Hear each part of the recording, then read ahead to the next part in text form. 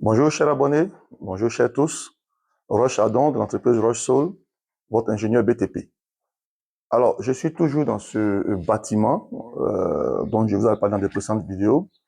Le maître d'ouvrage, pour respirer un peu, respirer un peu, euh, il a mis une pause et les travaux vont reprendre très bientôt.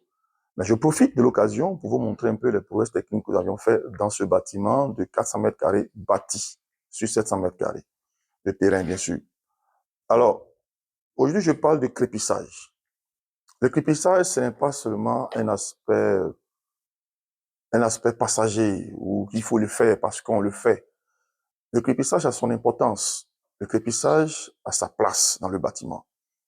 Non seulement il participe à la qualité du bâtiment, il participe à la finition, il participe à la beauté du bâtiment, mais pas seulement.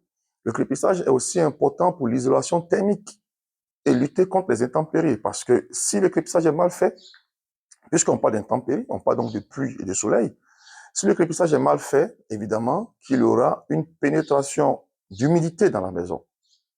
Vous savez un peu ce qu'est l'humidité. Nous sommes dans une zone équatoriale où il y a assez de pluie chaque fois.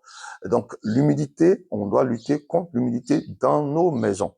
Donc une maison qui est bâtie, une maison qui est construite, doit surtout et surtout avoir de la ventilation très importante. C'est ce que nous avons essayé de faire dans cette maison. Il y a assez de ventilation. Mais le crépissage pour protéger le bâtiment et l'intérieur du bâtiment contre les intempéries.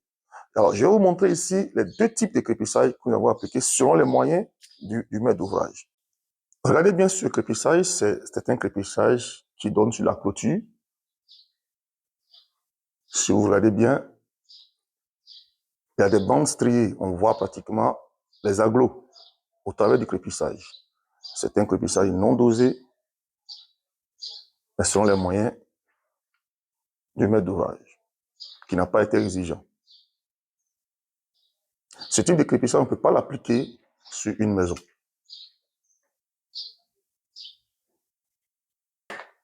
Mais lorsque je vous montre celui-ci, vous voyez les finitions, il faut ajouter des adjuvants.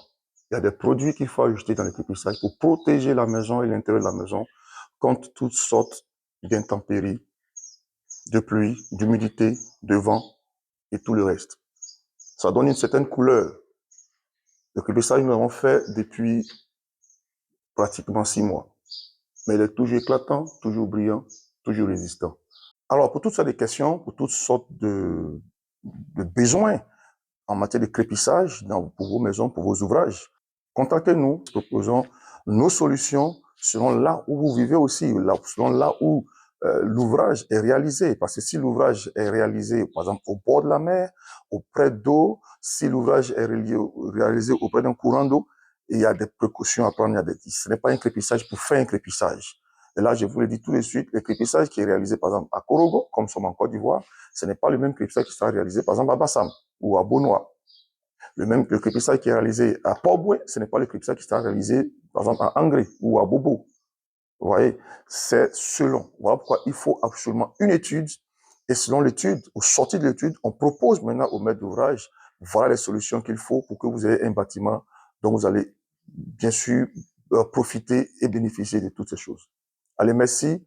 N'hésitez pas à nous contacter, n'hésitez pas à nous appeler, à nous laisser des likes aussi sur la page YouTube et restons en contact pour que ensemble nous puissions construire votre toit. Je vous remercie.